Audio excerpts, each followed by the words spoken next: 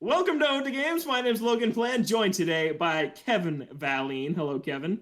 How's it going, Logan? It's good. We used to debate before our radio show if it was Valine or Valine, and I just went with Valine. Yeah, both are okay. You used We're to also joined by debate the man whose name it is. because both are okay. You heard it. Both are Both okay. They're okay. Yeah. don't We're also even know joined what by I said. Zachary Roast. Hello, Zach. Nope. Both are nope, okay. Don't Both even are pretend okay. like that's okay. No, they're not. That used to be a big source of insecurity growing up. People would call me roast. Like a principal once when I got a big award in elementary school, the principal was like, "Welcome up, Zachary Roast," and I just was like, "I don't So even they want were this just award roasting anymore. you I don't want it. constantly. Yeah, it sucks. Dang. Boom. Just made me feel bad. Roasted. You like that? Is that a good catchphrase for you? I don't even want people to think about my name. Okay, don't think about that guy's name. You can think about Valine and Valine, though, because both are okay. Yeah. Email us, odegamescast@gmail.com. Which iteration do you like better? We got a great show ahead. We're going to talk about the Indie World Showcase from Nintendo. We got a new segment to introduce to the show, which we're all very excited about. And an exciting Ode 2, where we're going to build a roster for a potential PlayStation All-Star sequel. Not one that we know of, but if it ever happens, what in PlayStation's stable of characters should be a part of it. But first, let's get to some exciting news. Survivor finale was tonight, and I wanted to show off this box art of Survivor on Wii. Oh, I knew it. I knew it was a Wii game. Looking good. Look at how terrible those characters look. And they probably look You even wearing worse in his game. shirt? Yeah, Wearing it on the looks Wii. bad. Blue. Yeah, I'm literally wearing this shirt right now that Jeff Probst is wearing on the cover. You can see my collar poking through my sweatshirt. I'm a big Survivor fan, anyways. This is Specifically not- the Wii game, right? No, You just play the Wii game television every show. It's the same one every time. I have a name for a Survivor podcast. If I ever started one, it would be called Outwit, Outplay, Outcast. So if I ever had a Survivor podcast, that would Should be the probably name. trademark that. Yeah, I looked it up once. This one dude started a podcast with that name and then never made a third episode. Oh, so fair It game. just ended after 2. Okay, we've gone on long enough. Let's get into the Indie World Showcase. The big lead here, no sports story. Yet again, that game has gone radio silent since Missing it in action. surfaced for a couple of tweets and then disappeared again off the face of the earth. No Silk Song either, Hollow Knight sequel. I know a lot of people are waiting for that one too, but that doesn't mean there wasn't some cool stuff here. So we're just going to go through some of our highlights. Personally, I was excited to see Chicory, A Colorful Tale, is on Switch today. That is a really highly acclaimed indie game that was on PlayStation this year, and now it's on Switch. And I was actually looking at it on the PlayStation Store, I think earlier this week, and I was like, I'll wait for a Switch release, and here we are a few days later. So yeah, it's a game about coloring the world, and I think a lot about like mental health is in the story, but what indie game doesn't talk about that in some capacity these days? But I was excited to see that one in there. Kevin, how about you? What was one of your highlights? I mean, the lead-in, Sea of Stars, looks super pretty. The composer's got a very long track record of very solid titles with Chrono Trigger, Xenoblade Chronicles 2. So it looks like there's a lot going for it. Disappointing that it's a year away. Little interesting that they lead off the show with an indie game that's not going to be coming out for another year. But what they showed off looked really good. Definitely piqued my interest. And hopefully they'll remind me when it gets closer to when it comes out, because I may forget between now and next winter.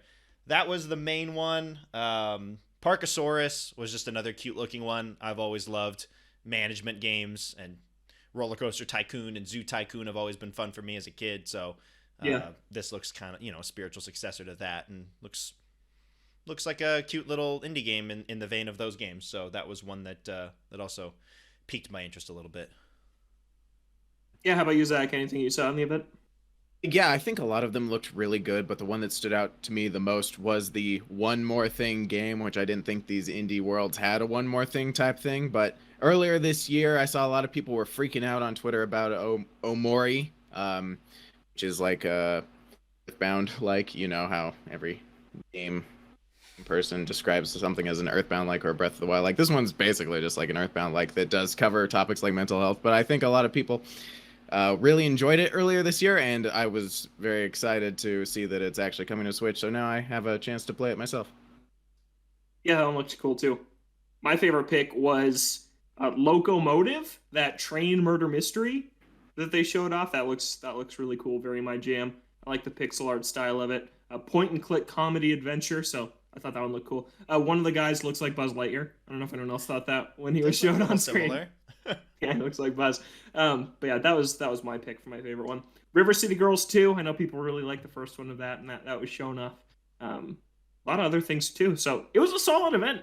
Yeah, these are always pretty quick, 20 minutes in and out. Show off a lot of cool games. Some we've seen before, some that were brand new. So I thought overall it was nice to see another thing from Nintendo here at the end of the year. It's very refreshing to have a nicely paced 25-minute presentation after watching the Game Awards, where I was in and out, and I'm like, there was probably more things there that I was interested in the indie world than there was at the Game Awards. So that was nice. But yeah, like most of the games here, even if like I'm not personally interested in them, they all look pretty good, and that I could see a group of fans having a really good time with each one of them, and they just cater to different audiences. And I think that's what works about a lot of these shows, is that there's probably going to be at least something for most people, and it covers a very wide range of games. Again, coming from the Game Awards, where everything felt the same, we're like hopping around, and most of the games had their own identity, which is really nice. Yeah, mix of 2D, 3D, top-down, story-based, action-based. I thought, it was a really nice mix for sure. Yeah, but that's the indie world. We'll keep our talk on it short and sweet, just like the event itself. And we'll move on to some PlayStation news. This is one we missed last week. We should have talked about it, but we just missed it, so we'll talk about it now. And this is that Sony is apparently working on a competing Xbox Game Pass service for PlayStation. This is from Bloomberg. Apparently the codename is Spartacus, where PlayStation owners can pay a monthly fee for access to a library of modern and classic games. Apparently they will include PS1, PS2, PS3, and PSP games. And this is an interesting 3-tiered service, is what's rumored. The first tier is PlayStation Plus, and then just what it is now is the first tier of this new thing. A higher tier offers access to the Game Pass-like catalog, and then it's that third most expensive tier that gives access to PS1, PS2, PS3, and PSP games. So a 3-tier service already... Sounds like it could get pretty expensive. Yeah, so I think that's the main thing. Is this too confusing, and could it be too expensive, Kev? Well, I feel like those top 2 tiers sound the same.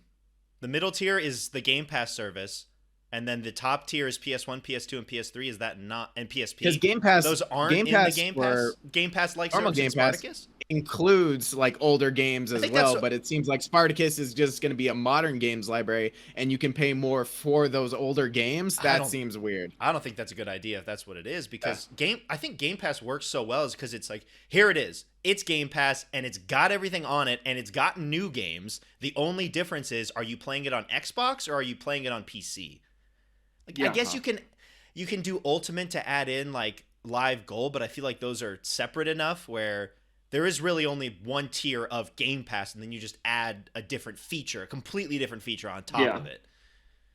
Yeah, and so if this was 2 tiers, the PlayStation Plus tier and then the Game Pass tier, that's exactly what Game Pass is. Because they do have Gold still, which they're trying to phase out and push everyone towards Game Pass Ultimate, but they still do have those 2 separate ecosystems that exist. So for PlayStation to say, if you want PS1, PS2, PS3 games, you have to pay more, it's like Xbox just treats a game as a game. It doesn't matter what platform it was on. It's just a game, in the same way that Netflix treats a show like a show. This is like if Netflix was like, pay $5 extra a month to watch shows from before the 2000s, and it's like, that doesn't make any sense.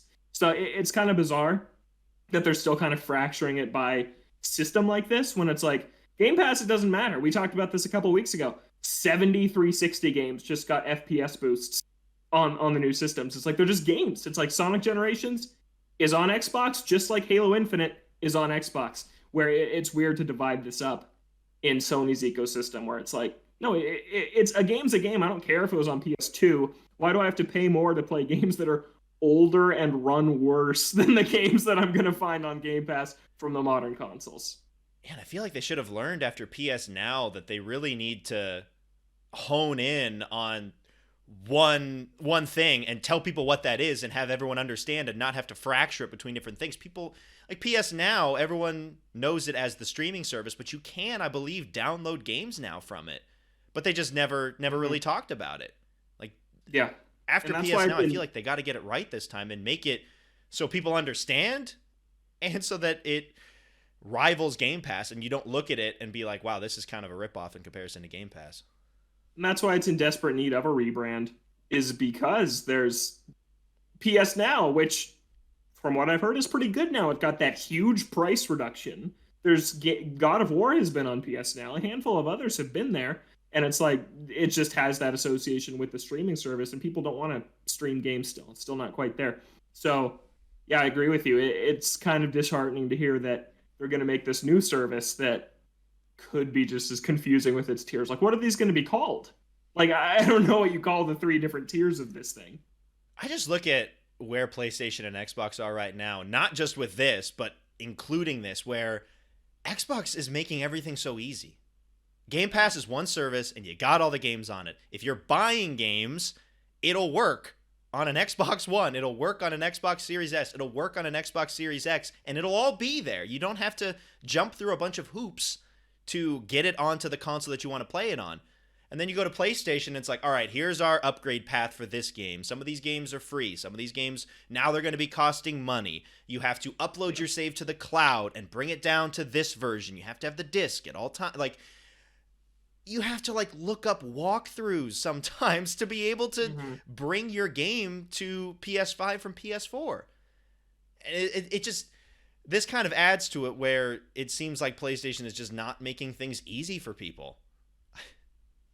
Yeah, and it's like we talk about this. We talked about this at the lead up to these consoles. Is PlayStation going to kind of sit back, maybe get cocky, not push as hard as they did with the PS4? And it almost feels like we're going to see the scales tip a bit in Xbox's favor. Like, just like the 360 to the PS3. The PS3 had a horrible launch. They nailed it with PS4. Kind of feel like the PS5 launch, it has not been an outright disaster like the PS3 was, but I kind of feel like it's closer to that in nature than just the outright success of the PS4 was basically right away. And it's interesting that they are releasing this Game Pass competitor. Apparently next spring is the window, but I don't know if it's going to hold a candle to what Game Pass offers right now already.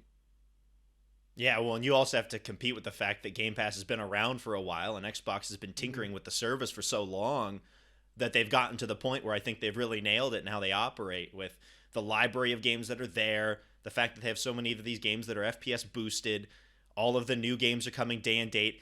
And I almost guarantee that Sony's not going to do that. Because that is their biggest selling point for a PlayStation, is those big exclusives, and they want to be getting all that money from those $70 exclusives.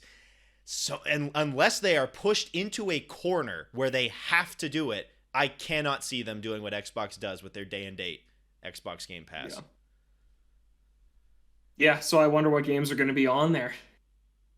Yeah, I guess a lot of this depends on how big that library is at launch, and the amount of old games PS3 and before is even worth it, because it's in at least $25 a month. Yeah. At least. Yeah, and Game PS Pass Plus had the is already benefit. expensive. Yeah, it's what, it's $5 a month, I guess, because 60. If you do the year if you pay for long the one. year. Yeah, if you pay for just a month, it's like $10 a month. For which one? For PS Plus. For PS Plus. Okay, yeah. So maybe the tiers of this could be like $5, $10, and then $15 to match Game Pass Ultimate for the highest tier. I could see that. Maybe they try to undercut them by making their pass only $10 a month. That could be something. But yeah, I don't know. I think the Game Pass had the benefit of tinkering and becoming a good service when Xbox was in the dark and no one cared about them in the Xbox One generation. And now that they have this big shiny new console launch, they are able to roll it out with a very competent, good service like Game Pass. And PlayStation doesn't have that benefit because the PS4 was incredibly popular. The PS5 is already, they're selling every unit they make. It's selling incredibly fast. And so anything they do, if it's bad, it's going to get ugly fast. Just because I feel like fans are getting worse and worse on the internet every day anyways. And so if they roll out a bad service and expect people to fork over $15-20 a month, that's going to look really bad for them. Yeah, for Xbox, no one was paying attention. And when the thing was out, I feel like not many people were talking about it. And if they did, it was just like, well, whatever. Like, yeah, Sony's going to have a microscope on them, especially after Game Pass has turned into a success and you're going to be getting comparisons. Xbox also had the benefit of being the first real service like that. So there's not much to compare it to, and they're kind of building it as you go. Whereas Sony, you have to compete with Game Pass right out the gate. Yeah. Yeah, so we'll see. Any other thoughts to share on this before we move on, Zach, Kev? Zach? I'm probably going to get it. I'm weak. So as Yeah. soon as I get my PS5, I'm going to be like, I want to play PS1 games. It's like, for no reason, I'm going to want to play PS2 games on my PS5. I am the target. Being targeted. Yeah, I feel like this is necessary for them. I think it helps Xbox so much when they don't have a big launch, a big game coming out where they can be like, oh, hey, here's all the games that you can play on Game Pass. And I feel like that is what's missing from PS5, where you've got these great big games that are coming out, but in the lulls, there's really nothing. And I think it could really help to have a service like Game Pass. But are they going to stick the landing on it? At launch, I highly doubt it. And that's, I think, to be expected because it is a new service. But looking at PS Now and how they handled that makes me worried about how it'll be at launch and how it's updated as you go along, and how what the message is from Sony as to what the service is, the different tiers. I don't know. And this is all happening as I feel the PS Plus games have gotten less and less valuable over time. And you have the PS Plus collection, which is only on PS5 and had 20 games at launch. And I was convinced they were going to add to it. Maybe not every month like they did with PS Plus, but maybe like, oh, it's March, it's June. It's a year since The Last of Us Part 2. It's on the PS Plus collection, only on PS5. I was convinced they were going to do that, and they haven't touched it. It launched with it, and just nothing. They haven't even mentioned it again, which is really, really weird. It's good for people who got a PS5 that didn't have a PS4, but at this point, with how hard they are to get, something tells me that's almost nobody. Like, who has a PS5 that didn't have a PS4? Yeah, who's buying in at launch now? Yeah, didn't have a PS4 then. Yeah, yeah. I thought it was a great move at the time, and maybe like a Game Pass like competitor, but then they just didn't do anything with it. And they're all still there, and you can go grab them. And what's better about it than Game Pass is they're PS Plus games, so they're in your library forever once you redeem them, as long as you continue subscribing to PS Plus. But it's not like Game Pass where they can just take access away from you. So that's something that's really good about it. I'm just really surprised it never got any expansions or anything like that. Because PS Plus games still go away after a month, but these are still just there. The ones that were there a year ago in November 2020 are still there, and it's the same exact set that was there at the time. Yeah. Wonder if people buying the PS5 now even remember that was a thing. Or they just like stumble across and like, oh, hey, that's cool. Well, you kind of have to stumble across it every month because the PS5 store is not laid out great. And when I go and try to redeem my monthly games, it always takes me to the PS Plus collection. Okay. And you have to go this really roundabout way to get to the new free games, which is not ideal. Fun stuff. But speaking of the PS5, they're launching new controller colors in January and $55 console covers also in January next year, with more to come later in 2022. So this is kind of a Galaxy collection, I think is what they're calling it. And the covers that are coming out for the console itself, so the white plates, you can remove those and attach different ones. At launch, we're getting Midnight Black and Cosmic Red, which, if you remember, are the two controllers that already came out earlier this year, the two additional DualSense colors. And then there's Nova Pink, Starlight Blue, and Galactic Purple are the three new colors that are getting controllers next month and plates at some time later in the year. So a lot of cool cover options. If you've followed the news with this, Sony has sued multiple companies that have tried to make these covers themselves. So it's good they're finally doing it themselves, so at least they're available for people to buy. But Kev, what do you think of these colors and just this new product in general? I mean, it's nice to have customization options. For me personally, I think black would probably be the most likely that I would pick up. I think the black looks quite nice. I don't know if I'd spend $50 or $60 on it. I think at a point, it does seem a little steep, but it's only a one-time purchase. Like, then that's just your PlayStation's color from now on. Would I just buy a game instead? Exactly. I guess it depends on how much I don't like the white. If it's just fine, then I'm like, whatever. Or if they break, I don't know. They're kind of the tops. I know people had worries that they were a little flimsy, but I guess they're sturdier than people were expecting them to be. Yeah, it's not that flimsy. Yeah. But yeah, it's always nice to have the option, and it wouldn't make any sense if they were going after all of these companies to stop them from making these plates and then didn't make the plates themselves. Like, you knew that they had some plan in the pipe. So yeah, nice to have more customization options. Would I pick it up? Probably not, but maybe the black. The PS5 is so large, and I just was looking at it after this announcement, and I'm like, imagining this being pink, like that is it's pink or like the sky blue. Yeah, it's so bright.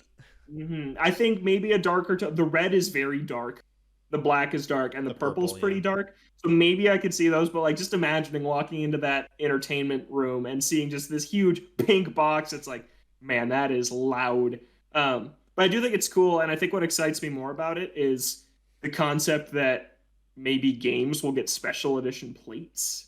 Maybe that could be a thing. Instead, if it's not a big enough game to get a whole console, or maybe even if it is, they're like, hey, here's the Uncharted 5 plates for your system, and then you can just customize your system that way. I don't think I'm going to get any of these for my system, but the idea of them maybe doing special edition stuff like that, I think could be pretty cool. Be a nice middle ground, because there are like a bunch of times where I'm like, oh, that'd be cool to have this certain special edition, but I'm not going to go out and buy a whole nother console just for it. Whole console. Yeah. I didn't even think about that. That's a great idea. Maybe they won't, because that might be what they want you to do, is buy the console. Yeah, so they make all the money off of too this good of an idea. console. Yeah. It'd be a nice consumer-friendly idea that I don't know if they would actually do. But it'd be cool.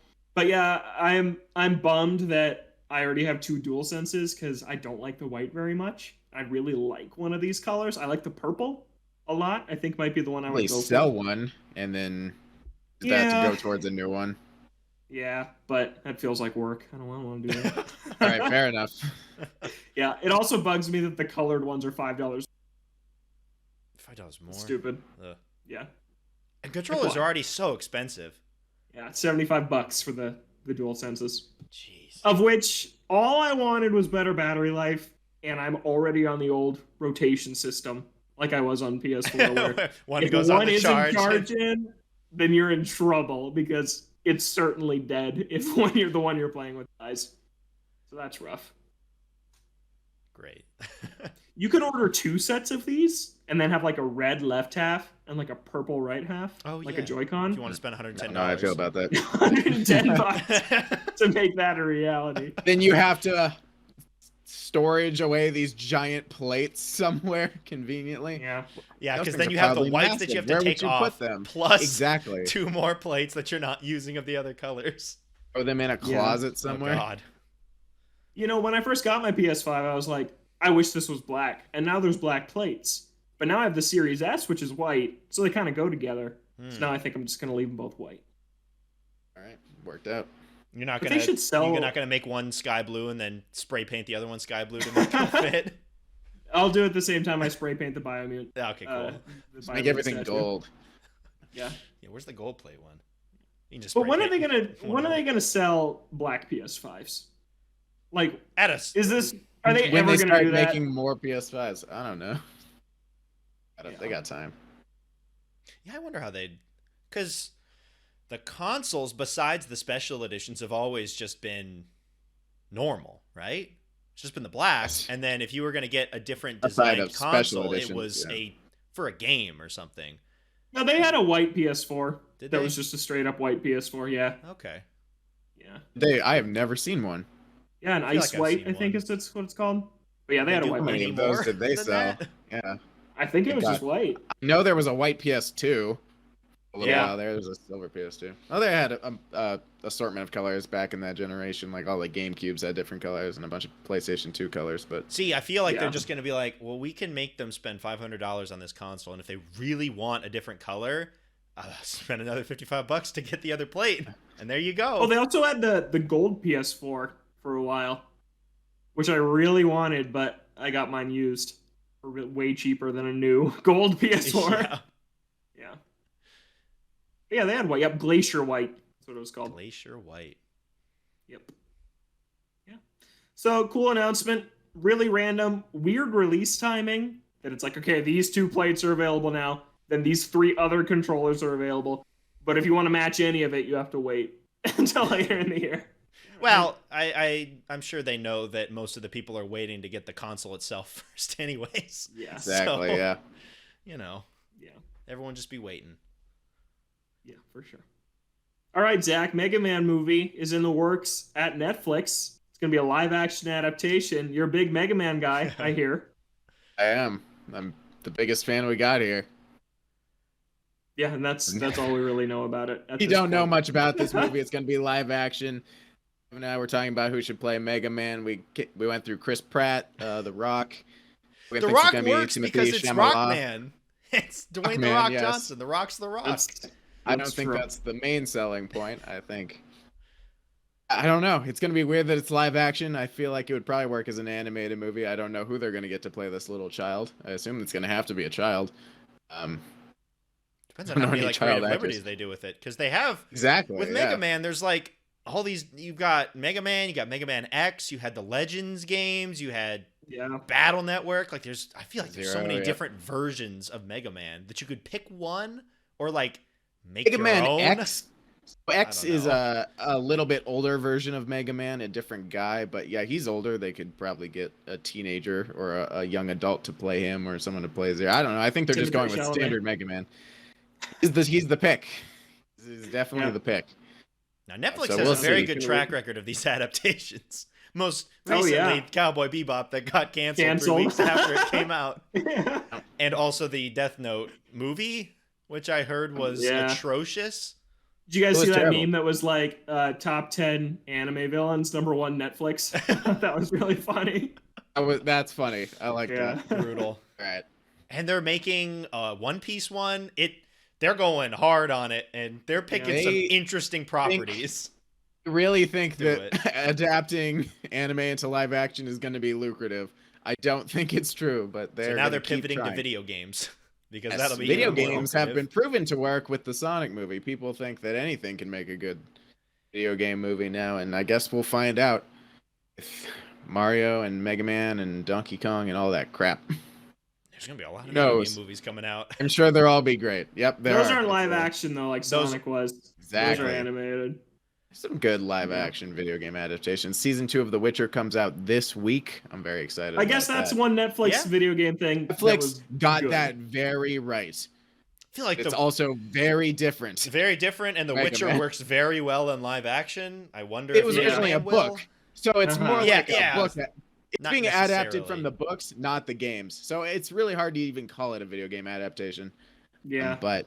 There's Arcane, which everyone likes, the League of Legends Everyone series. loves Arcane, but it's animated. Again, easier to adapt into animation as opposed to out of it. I heard that Resident Evil movie was terrible. It just came out. There was the Monster Hunter movie. Not Netflix, but video game movie. That was so bad. Zach doesn't remember that movie. I was so drunk. I couldn't get... Oh man, I don't remember Drunk so off much the of that fumes movie. Of that movie. Yeah, of how good it was. Yeah. Okay. Who knows if that'll be any good. Let's move on to kind of a news story, kind of what we've been playing, but it's the 2021 Switch in Review is out, so you can log into your Nintendo account and see your hours, because they won't let you just see your hours normally. Where is the 3DS Play library? Like, where is that? In the parental control app. Like, that's where it's always been. My God. Yeah. But 2021 Switch in Review gave you... It doesn't feel as in-depth as I feel like it was the last couple years. Feels a bit bare. But they gave you your top 3 most played games and a couple other things. So we're going to go through it now. Kev, how many games did you play this year? Oh, God. It was like 18, I think. Okay. All right. Pretty good. Like that. Nice. Yeah. Zach? 16. I played 44 games this year. 44. It's your main console, isn't it? It is my main console. It's Kevin and I. I don't think it's our main console. It's our side console. Well, so depends on what game's like out. Like if it's something comes out that I want to play on there, I'm playing on that. But then I'll swap back to if Zach comes over, it's WarioWare, Mario Golf, Smash, Towerfall. I put a lot of time on Logan's Switch. I don't play any of those games on my Switch, so I've definitely played a lot more Switch games than this indicates, but they were not in my profile. How many hours did you guys log on Switch? Mine was, let me pull this up. It was a Zach, lot you have less a- than last year. It was 222 hours. Last year was 376. All right. So I dropped. I'm at 196, up from 149. I'm at 460, down from 570. Whoa. Yeah. Big drops. The only one who Big increased in drop. hours, and I'm still below both of you. Yeah. Yep. Yeah. Most played games. So, I took some screenshots of this the other, like a couple of hours ago, and it has since updated. Oh, nice. So, when I looked at it earlier today, Xenoblade Chronicles Definitive Edition is first with 92 hours, and then Spirit Fair at 27, and Murder by Numbers at 27. That was this year? Oh, That was my this gosh. year. And now, Wow. Xenoblade Chronicles still. Spirit Fair is also on there, 27. Brilliant Diamond is in there at 27 It hours. squeaked in. Scooting in How at is the end of Ace the year. Attorney not there? That doesn't make sense. You played Ace Attorney for long. I don't know. I Maybe feel it's like I like looked at- 26 hours or something. I looked at your be. profile and it was like 35 hours or more. So that's broken. That doesn't make sense. I don't know. Yeah, I was Alright. assuming that was going to be on there, but Yeah. Because the apparently first game not. takes like 30 hours to beat, and you're almost done with the second. So there's no way you've only played it for like 26 hours. so that's probably on there somewhere. Yeah. Forgot. Zach? Unsurprisingly, my number one is Monster Hunter Rise, which came out back in March. I played that for 113 hours. So 13 that's- of those hours are on the day it came out. More than half of your entire Switch time this year was Monster Hunter Rise. Holy crap, it's the vast majority of my Switch time was Monster Hunter Rise. And then, honestly, if you add up my top three, that's like my entire hour, which is weird because I've played 16 games. You just Oh, played the other well- ones for like 10 minutes. Yeah, so Yeah. interesting enough. My number two at 27 hours is Smash Bros. Ultimate, unsurprisingly, and my number three is Pokemon Shining Pearl, which squeaked in at the end there with 21 hours. Super Smash Brothers Ultimate is in the lead again for like the fourth year in a row. Like all Year 4 since years it it's came been out. out. Yeah. 250 hours in Smash this year. A lot of that is running that league we've mentioned a couple times on the show. Where I think a big chunk of it was the league, yeah. Not probably actually 200 of those hours. Yeah. I was doing that. So add that 200 onto Zach's Switch time. Exactly, I was there. You witnessed it. 79 hours in Monster Hunter Rise. Zach has played a lot of that without me. And then Yep. 72 hours in The Great Ace Attorney Chronicles. Wow. Games. Yeah, I should, Those that ones should are probably top be on three. my list. I don't know where it is. Yeah, that's bizarre. That That's is really so weird, bizarre. What was your most played month? Most played month. Let's hop to this next one. My most played month was May. 46 hours in May. I played My 1 most hour played in month. October. I Nice. played 3 hours in September. I guess I had a really late September. My most played was April, which makes sense because Starter Rise. came out at the end of March. Yeah. And that was 55 hours. Then, My most- yeah, you can see that I stopped playing Rise shortly after that because the Just times dropped. got significantly shorter. My most played was in September, where I played for 99 hours, which is very skewed because 45 of those hours were on Eastward when I yeah. did the walkthrough for it, and that was all in September. So my stats are all kind of ruined by that, including the next stat, which is the day you played the most. I'll say it right now. no. Mine was Tuesday, September 21st, where I played Eastward for 15 hours working on the guide. Absolute misery working on that project. Yeah. And then it says in 2020, my most played day was Saturday, March 21st, which makes sense because that was the day after Animal Crossing came out. Yeah, for me, Friday, February 12th, I put 6 hours into Mario 3D World plus Bowser's Fury. Oh, nice. And nice. then last year, around Animal Crossing time as well, Saturday, March 28th. Nice. Just deep into Animal Crossing.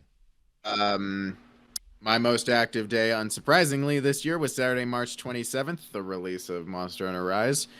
And weirdly enough, in 2020, my most played day was Monday, February 17th, and I can only think that it was Three Houses. What? Yeah. It's the only Yeah, thing I was that's playing weird. in that month, I believe, on Switch. Big I Wait, day. guess I after it on really that got day. into Three Houses, yeah. Yeah. And I think that's it Oh, and then modes. Docked and handheld, yeah. Yeah. Oh, way docked. Yeah. Way docked. Mine's- 170 in docked. 26 in Mine handheld. is 219 docked, 3 hours in handheld. Oh my gosh. Do you remember those 3 hours? I think I was on a train for like both of Okay. the times, but I also don't, because of Corona, don't go on the public transit too often, so there's really not too many opportunities to play in handheld. Yeah, mine was also incredibly skewed towards the docked mode. So if you had any temptations of getting a Switch OLED, you don't need it because you only play docked. That's the message that our year in review told us. Bad marketing from Nintendo. It should have been like, wow, you play 99% handheld.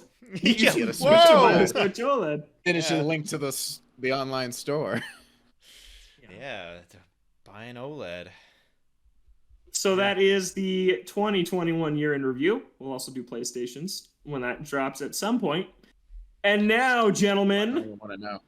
it's time Oh, for boy. the new segment. Oh God. Let's go. Oh yeah. The It's theme. time for Rumor Roundup Sonic Frontiers. Each and every week, Even when We're- there's nothing at all. we're going to walk you through the latest rumor Oh, my. for Sonic Frontiers.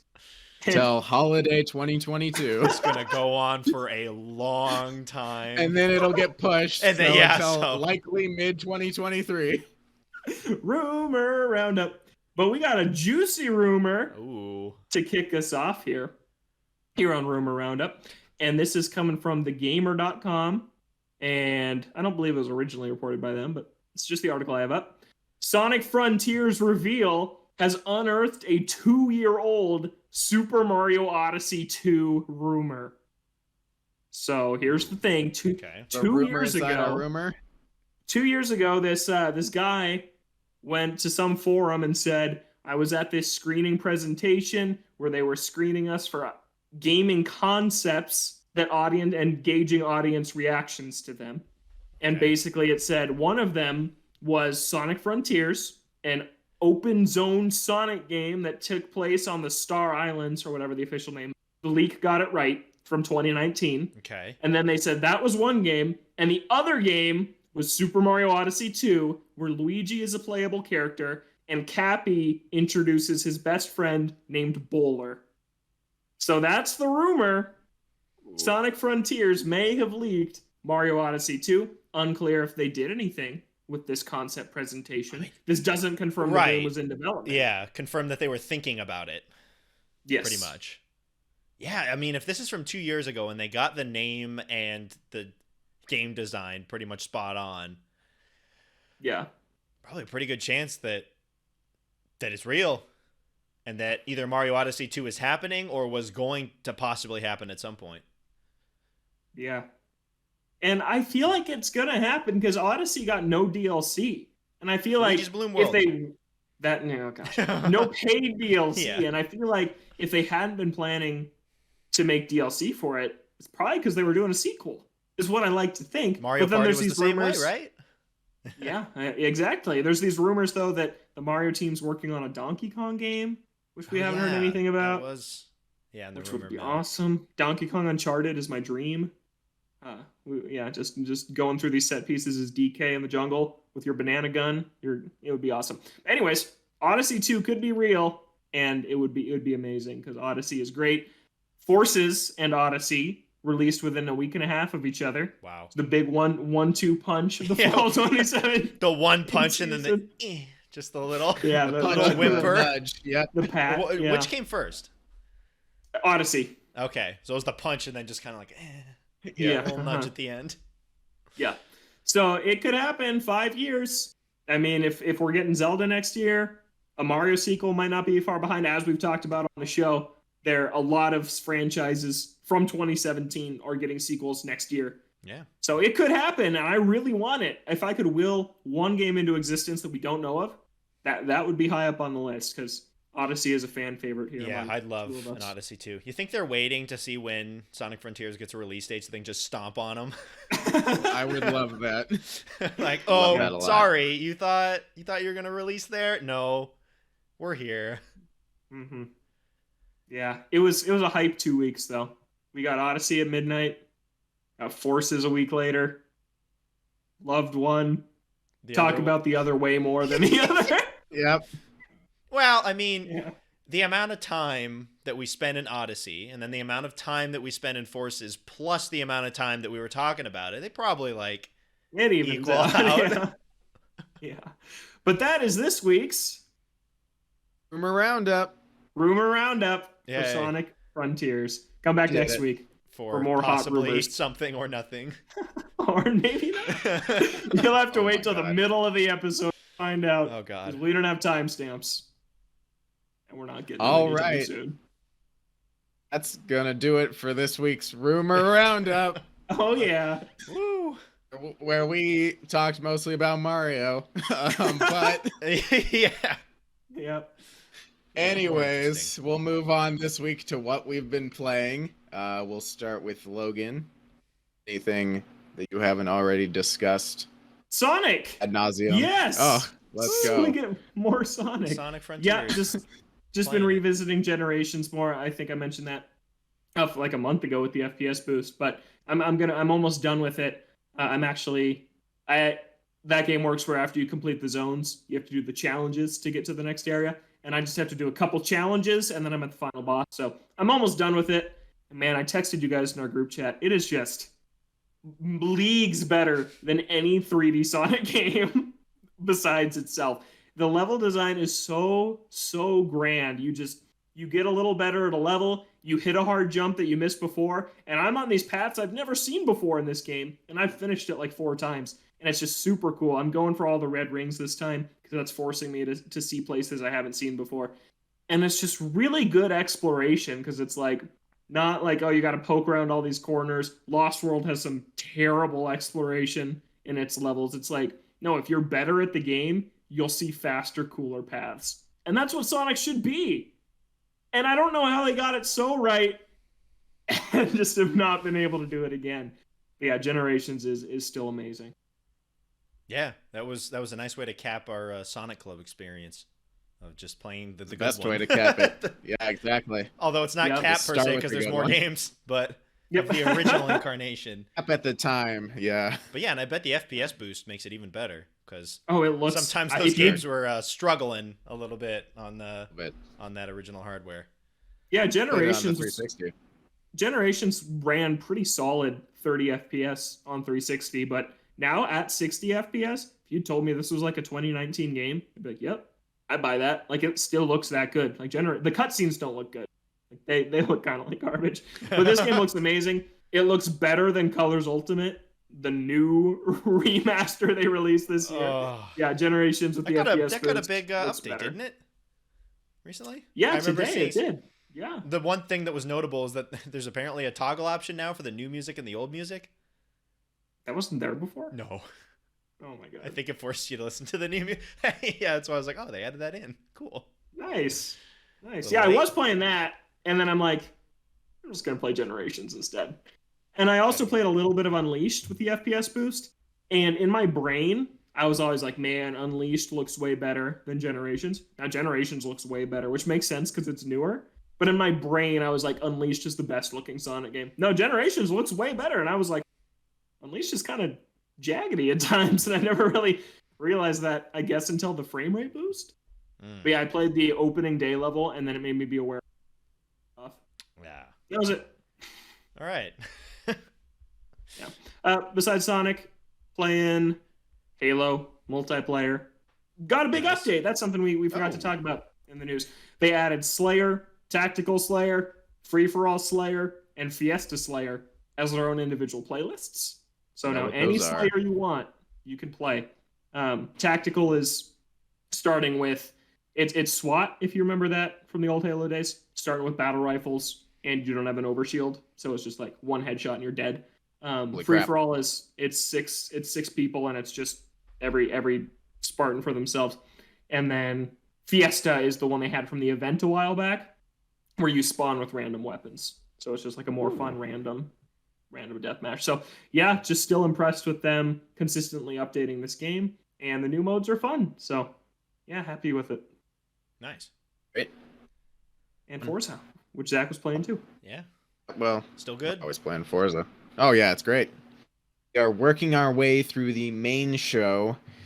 We got blindsided because apparently some of the main show is single player only, which is not what we were wanting to see. But I have sat down and done some of it by myself. I know Logan, I think, has probably done a little bit of it by himself. But yeah.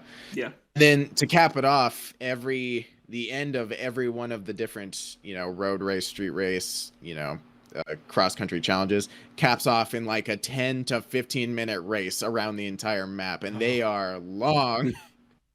The main one was, so the missions are divided into category, like road racing, street racing, dirt racing, but then there's just like a main horizon adventure category, and the final event in that one is a race around the perimeter of the world map. It took 34 minutes to do this race. It's nuts. That reminds me, when Test Drive Unlimited, that had a recreation of Oahu, Hawaii or something, and it had a race around the entire island. I think it took 45 or 50 minutes.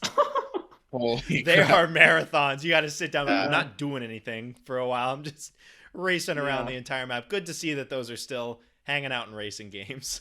Yeah, it was fun though. They let us use our very, very good Xbox 20th anniversary gift, like Spider Porsche, which goes very fast. So it cut down some time because we were not going to do that in anything slower than a car that goes 180 miles an hour. Not as fast as the new car I bought. I bought a car in the auction house for $2.5 million.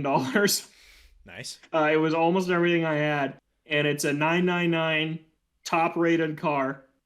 And it goes 0 to 60 in like less than 1 second in this game.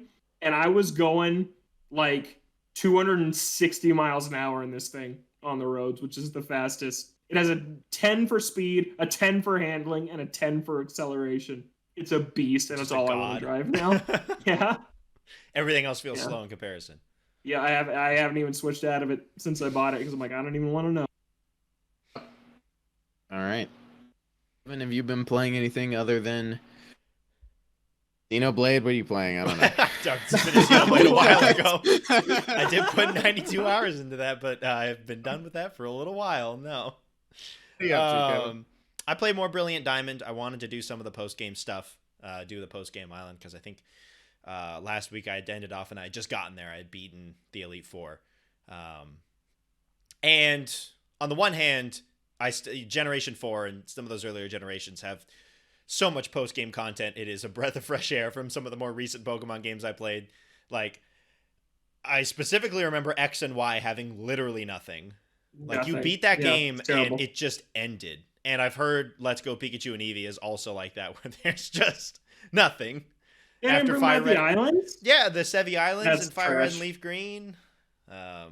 But yeah, it's nice that they have this whole new area. They open up a bunch of stuff for you, new legendaries. Like, that was always a really cool thing about Generation 4. Yeah. But man, just thinking about what Platinum had that it didn't. One of the main ones that I feel like is kind of baffling that they didn't add back in is in Platinum, alongside the secret base where you could customize it with different furniture, you could also get a villa at the end game island. Like in the resort area, you could have a villa and then you could customize it with different furniture the same way you could with the secret base. And it was always kind of confusing. Like, why do we have these two different locations?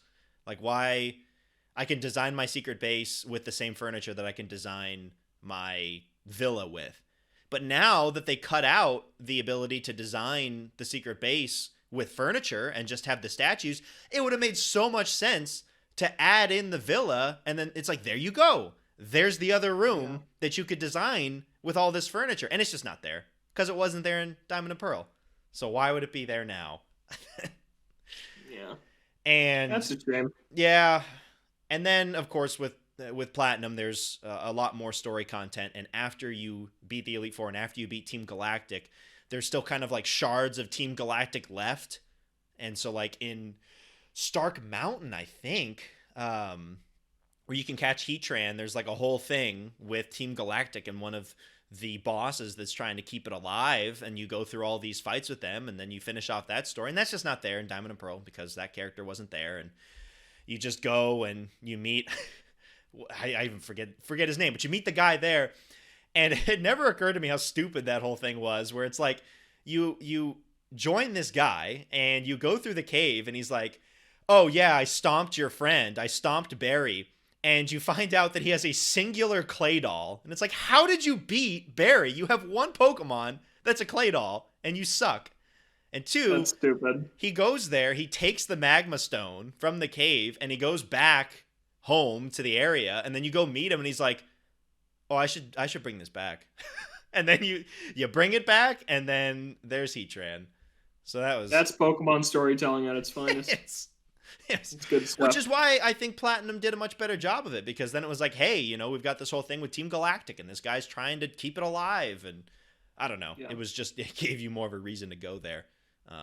So on the one hand, in comparison to other recent Pokemon games, I appreciate that there is post-game content and that it's relatively meaty, but looking at Platinum, it makes me want more. Also, I booted up my old copy of Platinum to see where I was.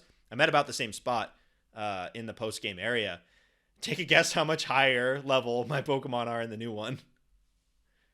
Oh, because of the XP share? Yeah. 15 levels? Pretty close.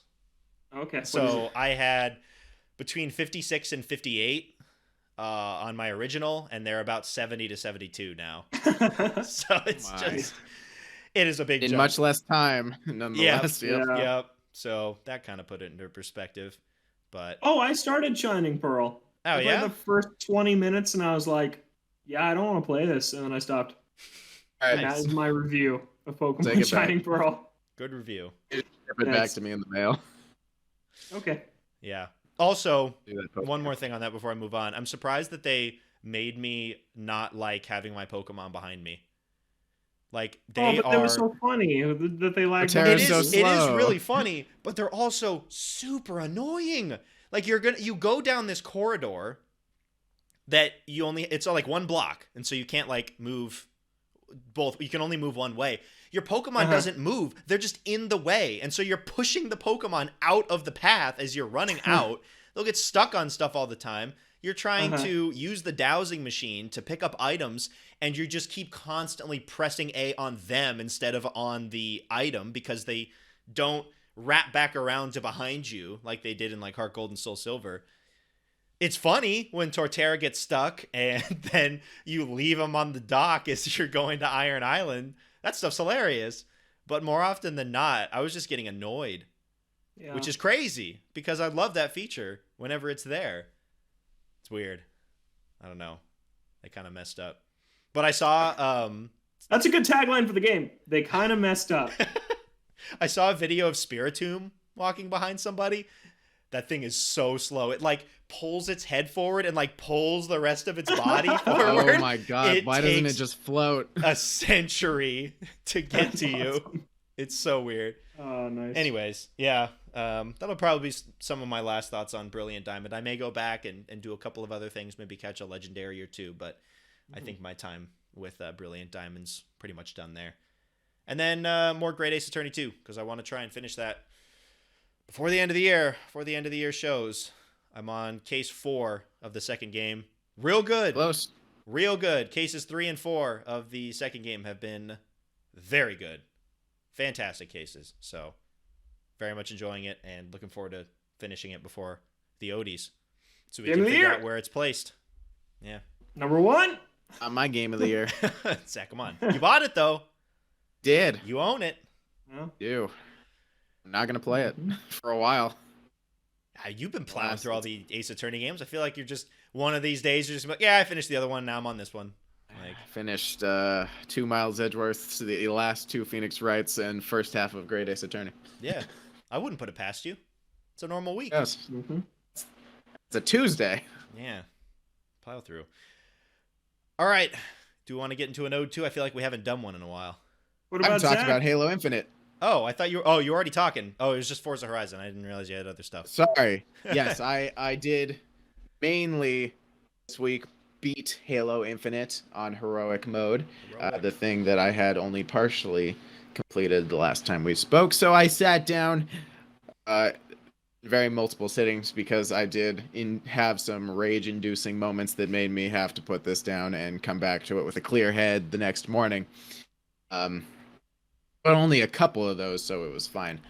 I do overall regret playing on heroic, because I feel like it was a less fun experience than I was hoping to have. I should have just played it on normal the first time and had a better time, but I just decided to myself through the ringer, which is fine. I still had a very good time. It's a very great game. Everything I said last week still stands. The gameplay, especially the open world with the implementing of the grapple hook, it's all fantastic. I love it. The story is perfectly fine.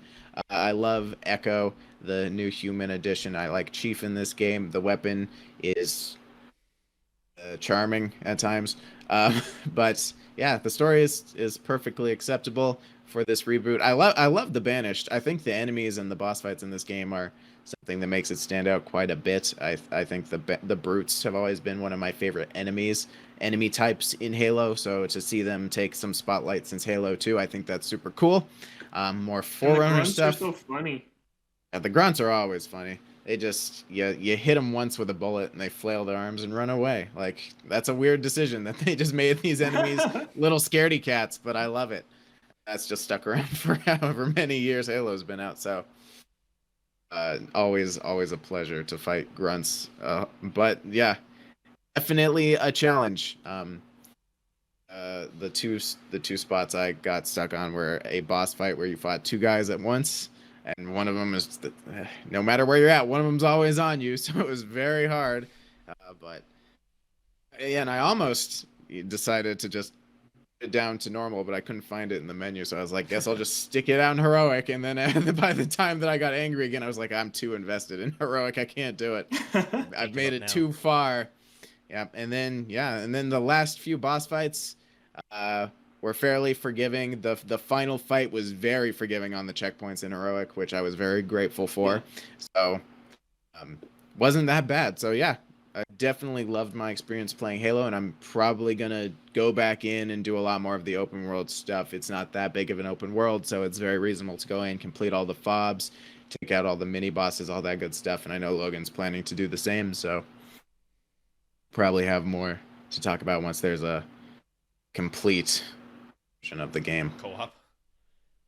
Oh, man. Yeah. And then we're going to go back in and co-op. Yeah, exactly. Hop back in. Get it on easy. You and me. Just bust through everything. Maybe normal, because I will have played it on easy and heroic. All right. Maybe we'll play it on just... legendary. Squeeze my arm. God. All right. Oh, I had an update on my whole buying Pokemon Brilliant Diamond saga. It's come to an end. They finally shipped it 3 weeks after. That's so clutch. Yeah. So they sent it and paid full price for it. But in the box, there was a postcard and a typed out letter saying, oops, sorry. Bad. Thank you for waiting. We apologize for the inconvenience, basically. And at this point, I'm just here like, I want to know what happened. What was the issue in the first place? And what was the issue that made it take like a month to get it here? Yeah, that would be nice to know. I don't know, yeah. But I don't think I'm going to get those answers. At the very least, I got the game. I'm selling it to somebody else. So, because I already have the game. Sell it to me. And, yeah, it's all been solved. But that was an experience. Probably the worst online buying experience I've had. Yeah, it's brutal. But at least you got some sort of resolution. Yeah, I did not like Logan, where his game's gone. They didn't just ignore you forever. PlayStation VR thing's gone. That's crazy. Anyways, that's crazy to me. Let's get into this O2. We haven't done one in a while, and we've been sitting on this one for the back burner for quite some time. We're finally going to start talking about it because I'm sure it'll be on Spartacus whenever that launches, day and date. It'll be there. PlayStation All Stars Battle Royale 2. We don't know if it's going to happen. Title pending, yes. Is it going to be a Battle Royale though? Ooh, a real? It's yeah. going to make it a real Crap. Battle Royale. Oh, crap, yeah. But we thought we'd take a look at the roster of the game because the landscape of PlayStation has changed a little bit since this game came out, and some of the choices that they made for characters, I don't know. They were weird. Weird, and Yeah. they probably shouldn't do it again. So we took the list, kept some On characters. Fat Princess. Love Fat Princess. Apparently the game was good. But yeah, we kept some characters, took some other ones off, and added some new ones. First, I'm going to quickly run through the main cast. Big Daddy from BioShock, Cole McGrath, Infamous. Colonel Raddick from Killzone. Killzone has not been around since the start of the PS4. Nope. Also, BioShock. What a weird pick. Yeah. I think the game launched on Xbox first. Dante, specifically from DMC Devil May Cry. Bad Some one, people yep. don't like. Emmett Graves from Starhawk. I don't even know what that is. Heard of it. And then we've got evil Cole McGrath from Infamous. We've got good and Nice. evil It's like Dark version. Samus right there, yeah. We got Fat Princess from Fat Princess. We've got Heihachi from Tekken. Isaac Clarke from Dead Space. Jak and Daxter from Jak and Daxter. Kat and Dusty from Gravity Rush. Kratos from God of War. Nariko from Heavenly Sword. I don't know what that is, but maybe. I remember Heavenly Sword. That was pretty popular Was it back in the good? PS3 days. Okay. I think people liked it. All right. We got Nathan Drake from Uncharted, classic. Parappa from Parappa the Rapper. Raiden from Metal Gear. Ratchet and Clank. We have Sackboy, Little Big Planet. Sir Daniel Fortesque from Medieval. Sly Cooper. Spike from Ape Escape. Sweet Tooth from Twisted Metal. Toro Inoue from Doko Demo Issho.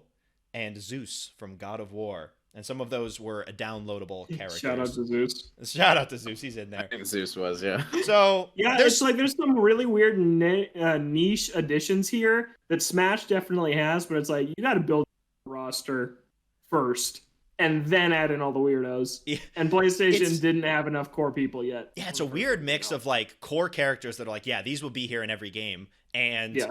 then you've got the under the radar characters, some of which I think warrant it and some don't. And then some just bizarre third parties. Like, why is Yeah. BioShock there? Yeah, it's weird. I don't get it. So why don't we quickly go through the ones that we decided to keep before we talk about our additions. So out of that cast, we were thinking Kratos, Jak and Daxter, Nathan Drake, Parappa, Ratchet and Clank, Sackboy, Sly Cooper, Sweet Tooth, Cole McGrath, Kat, and Spike for us. And I like that. yeah, I think you've got... Did you say Jak and Daxter? Yes. Yes, Jak and Daxter Okay, was good. on there. So you've got the very notables, Kratos and Sackboy, Ratchet and Clank, Nathan Drake, some of the mainstays that are still around today, and then some more of the classics, Parappa the Rapper, Sweet Tooth, or Spike from Ape Escape. I think those are iconic enough that they can stick around for a second game. Yeah, here we're covering a lot of the eras like PS1 through PS3. I feel like are really covered with the ones we kept. Like you got Cole from Infamous PS3. You got Kratos, who I feel like had the most games on PS2. Jak and Daxter PS2, and then Ratchet and Clank also PS2, and then PS1 wasn't Ape Escape originally on PS1. So there's a Spike was Go only back on to the there. PS1 original. Yeah. yeah. What about Parappa? Was that on PS1? That was PS1, I believe, wasn't it? Oh, it was PS2. Mm. Well, it might have been PS1. Actually, God, it's been so long. Actually, I think it did start on PS1. But even if PS1's underrepresented, we have some new additions that I think round that era out as well. Yeah, let's see. Now I got to remember which ones are actually from What PS1. we're working with. Yeah. Well, you've got the two classics from the PS1 in Spyro and Crash. I feel like Nice. they are very necessary additions, even if they've gone multi-platform now. They're so iconic from PlayStation. I'm surprised that they weren't in there to Yeah. begin with. I guess I they know. Yeah, Yeah, it's really a weird. little weird. get Activision to give it to them or something. I don't know, Yeah. but yeah, they definitely need to be in there. I had Spyro and Crash, probably some of the biggest omissions from that original game. What else do we Yeah, have for here? sure. Are those the two main ones Those are from the PS1? big, those are the yeah. big PS1. Yeah. Yeah, that's what I was talking about. Yeah, very much necessary. PS2, do we have anything on PS2 era on this list? I feel like a lot of our additions are Wander. Is that Oh, yeah. from Yep. Shadow, Shadow of of the the Colossus? Colossus. Started on PS2, PS2 game. and that's still very much around with the remaster and then the remake that they did. But our pretty list is iconic. very modern, and I think that's because PlayStation didn't have that many mascots, and now they have a pretty big stable of recognizable characters And I that feel like a lot of the started on the characters, PS4. a lot of the characters that could have been iconic, besides Crash and Spyro, were kind of in there already. Yeah, Yeah, In the exactly. original. But yeah, Spyro and Crash need to be in there. Wander, I think, is a good pick. And then want to run through the rest of this list here? We could talk about Astrobot. Why is Astrobot going to be in there? He was the flagship VR game and the launch PS5 game. I think it's just like I think that he's going to become a bigger PlayStation mascot. His games were fantastic, and he's super cute, and he has a bunch of gadgets that he uses in both games that could make for a really fun moveset too. Absolutely. Yeah. Spyro and Crash, of course. Ellie from The Last of Us, I think. Pretty iconic. Last of Us is one of PlayStation's biggest properties, and you got to have somebody from there. And I think that. So I think we were thinking part 2 Ellie, just since it's the most recent. She doesn't really fight on her own that much. Yeah, I think both in terms of recency and in movesets, it would work a little bit better for using Last of Us Part 2 Ellie than the first one. Jin from Ghost of Tsushima. I think you could do a lot of fun stuff with parries and swords and whatnot. Swords always work really well for these games. But I didn't play it, so. Yeah, he's got a super cool kit. And then you could even take some liberties and maybe do some of the supernatural stuff from Legends. And just say, we'll incorporate this too into his moveset. Exactly. That could make him really unique. Yeah. But, visibility, smoke bombs, stuff like that. Poison darts. Ooh. Poison darts. Yeah. Incendiary, like flame sword. Oh, yeah. Mm-hmm. Good stuff. Sticky bombs. He has a lot of stuff. He has a ton of little gadgets in his It's a pretty big arsenal, yeah. We've got Aloy, of course, from Horizon. Big property for PlayStation. I feel like you could do a lot of fun things with if you incorporated the mounts and like bringing in certain mechanical animals and have them as part of the moveset would be cool. Really cool. And then of course bow and arrow, spear, and stuff like that.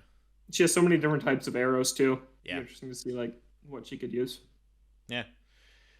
Atreus join in with Kratos, who was already in there in the original. Zach, you want to talk about Atreus? You're the biggest God of War fan here. Yes, I am officially. Yes, I feel like he would play similarly to Aloy. He is mainly a ranged bow fighter. There isn't much else he does in the game other than reviving Kratos when he goes down.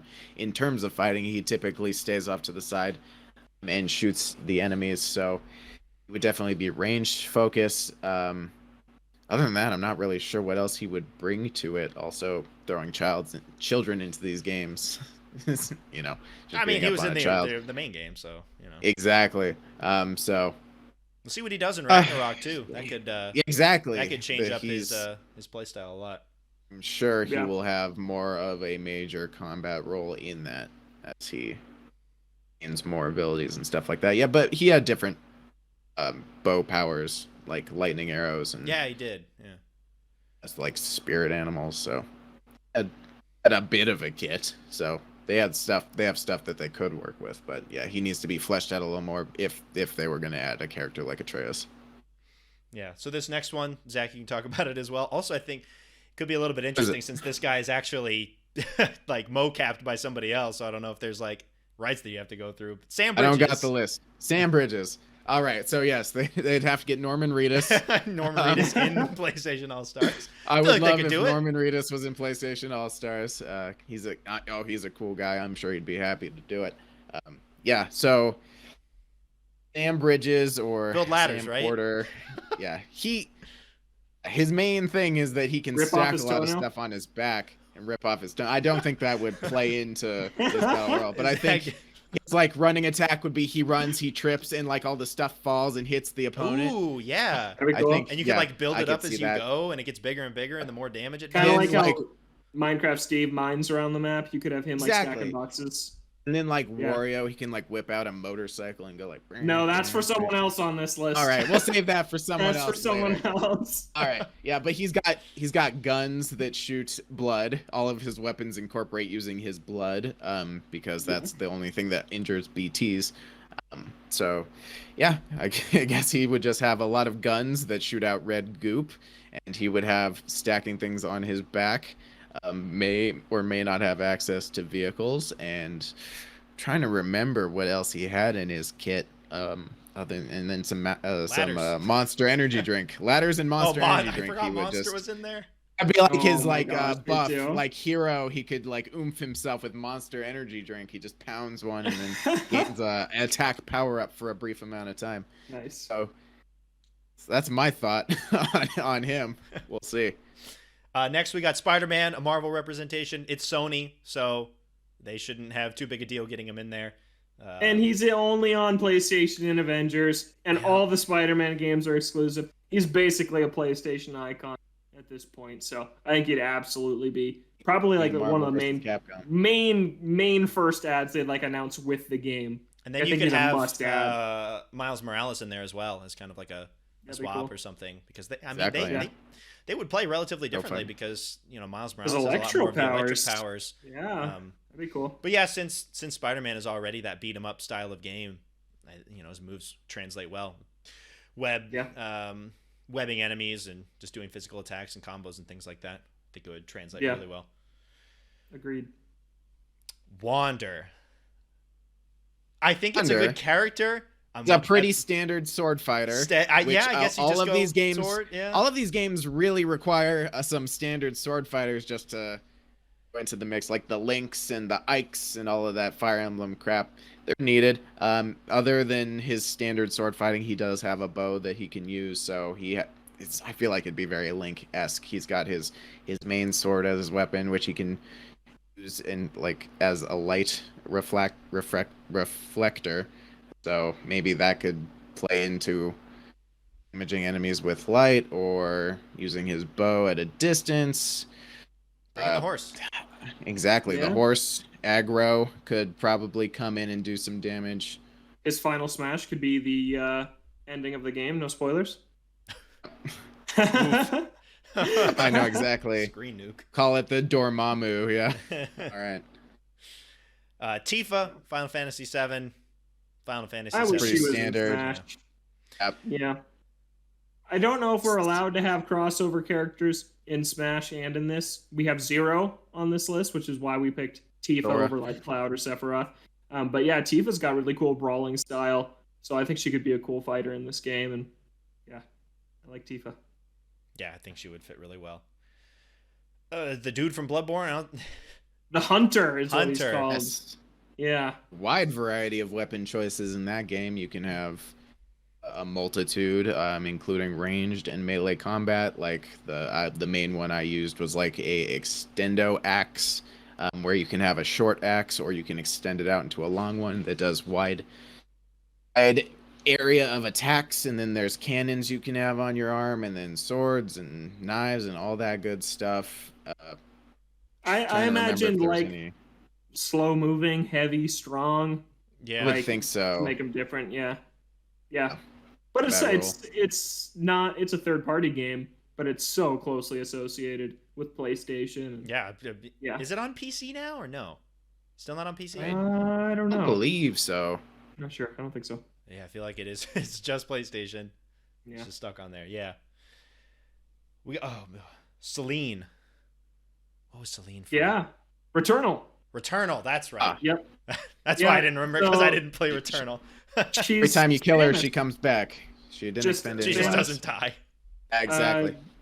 Got guns like Samus. Also has a cool sword though, for like a close range melee attack. The sword is really long. It's like as long as Sephiroth's sword, so that could be a really cool kind of unique move that she'd have too. But yeah, lots of long range blaster guns. There's so many different guns in Returnal. There's also the parasite system, which is how you like get upgrades. So I don't know if they'd want to do like it'd be cool if they did like a random parasite, like hero spell command, where it's like, which one are you going to get? Are you going to get buffed? Or is there like a 5% chance you get a bad? You're just weaker now. But yeah, I think she'd be a cool ad. And they're pushing her too as a character. In all the PlayStation ads, I feel like you see Aloy, you see Jin, you see Ellie, you see Celine. So I think she'd probably be in it. Yeah. A representation from PS5. Yeah. Since she starts on PS5. This Colt from Deathloop. Could be. I mean, he's moving Xbox, PS5 though. exclusive. He's an Xbox character. Yeah. Now. He is owned by Xbox now. Yeah. Unfortunate. Next, we got Joseph St. Cloud, otherwise known as Deacon St. John in some circles. That, yeah. All right. Put him on the motorcycle. Don't take him off. Well, don't take him off. I think he needs to get off. Does he need to fall through the world at some point? Or Times just to get the point across. Nice. Yeah, he can fall through the world, come out the top, and land on them with his motorcycle. It's the strat. what would be Joseph's moveset? Well, Joseph has a wide array of guns and traps and explosives, Molotovs, pipe bombs, all that good stuff. So really Ellie, good at area control, like taking out groups of enemies. So he could be good as like in some of those bigger battles. Maybe have grenades and stuff like that, like a Snake kind of character who has good yeah. area control. And yeah, like the Wario motorcycle, like going back and forth on his motorcycle, like that's his thing. It would be weird to have him without that. Mm-hmm. Could have a horde come in for the final smash or whatever. Yeah, that's definitely Gonna what they would do it, do. yeah. A horde would run in over a hill and like out around the dude, and then they would die. I can see it so vividly. Next, we got Rivet. That's the new character in Rift Apart. Yep. The female Lombax. And I mean, you could probably just tie that to Ratchet and have it be similar to like an Echo Fighter type of thing. But Ratchet and Clank has so many different weapons. You could probably make her totally different. you could, like how yeah. Isabel and Villager could have just been the same but have different moves.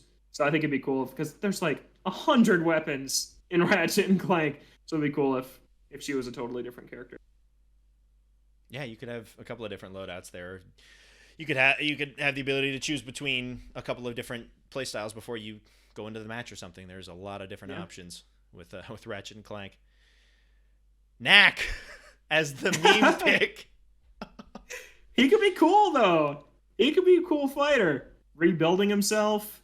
Like when you he grows start out big every and stock tiny. is like baby Knack, and then you like grow up throughout your life. Like how Lucario gets stronger throughout his life, Knack gets bigger and more powerful throughout his life. That could be cool. And it'd be hilarious. Yeah. Oh yeah, it'd be so funny. Yeah. Yeah. The last character that they show off, Knack. But not our That'd be last awesome. character. Our last character is Sully. Because of course, Sully has to be in this game. He'd be Need banned from side tournaments. characters. Yeah. Oh, he's too overpowered. He's yeah. too too good. OP. He just brings in the plane and just like wipes everyone out I don't even care Just what he does. He swooping just attack, has to be yep. in there. in some be an way. Mark assist Wahlberg, trophy. Sully. Is it if they make this one, is it gonna be Nathan Drake, Tom Holland, and Sully Mark Those- Wahlberg in the game? I would be disgusted. Yeah, but give us Sully. He's got to be in And there. I mean, give us- it makes all the sense in the world. If this game comes out, it'll probably be coming out around the time that the Sully games are coming out. Yeah, it's true. So- Pentology. You know, they have to coincide, and it just makes a lot of sense. Absolutely. But yeah, I think this is a better list that more represents PlayStation than that first list did. And of course, times have changed since the PS3 in terms of new characters and Yeah. if characters are still around that people remember. But I think this Yeah, is this a would be a cool game. good roster. And I feel like it wouldn't hurt to go try it out again. don't I know, think so too. It's been long enough since that first game where I feel like you can go in a completely fresh slate and try and come up with something new. Yeah. Yeah, just a better group of characters. And Smash is even more popular than it was back when they tried this the first time. So to rip off Smash right now when Smash is done, maybe forever, it's a good time too. This doing game it. would be really successful. Get in on it. Yeah, Yep.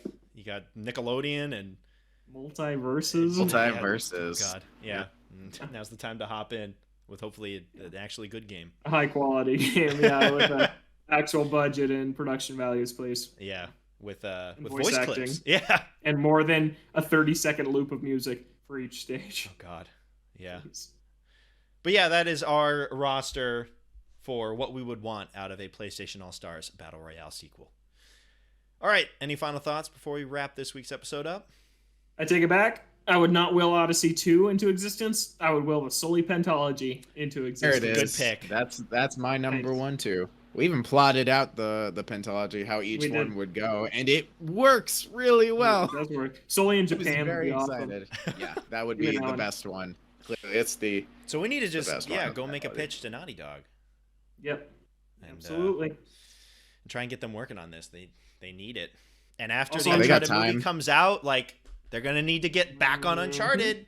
But you you need to stop with Nathan Drake Beyond Uncharted 4. You need to let that be. Come up with something new, and it's Sully. Yeah, something new. Sully. Well, we don't, you don't know a lot about. That's true. Well, I guess we'll learn Very about true. it in the movie, apparently. Until next week, though, I'm was gonna not be canon. working. I'm gonna be working hard, working for you, to bring some hot, juicy tidbits to next week's edition of Rumor Roundup. I'm excited is- for nothing to be there. Okay, hold up. Is Rumor Roundup just Sonic, or is it Yes. lots of things? Okay. No, it's Sonic Frontiers. So then when Sonic Okay, Frontiers just comes checking. out, it'll be like It'll be Rumor over. Roundup, and then it's like the game's out.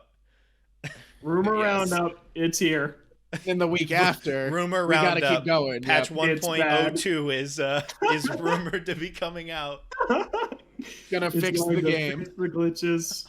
Fix the Knuckles infinite jump glitch. Gonna be a great part of every show for the next year plus. Rumor Oh my god. Ah, 50 hot episodes. Oh no. Rumor Rumor Roundup.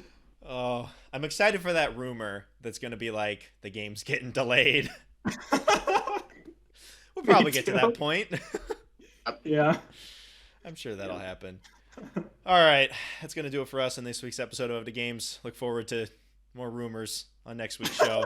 I'm sure Always there will be something possible. fresh off the vine. But yeah, we're here on Thursdays or Fridays, on Apple Podcasts, Spotify, other podcast streaming services that you may use. OdaGames.com has the audio version as well. Our YouTube page, Ode to Games, has the video version, so you can check that out as well if you wanted to see what the cover of Survivor on Wii looked like. There it is again.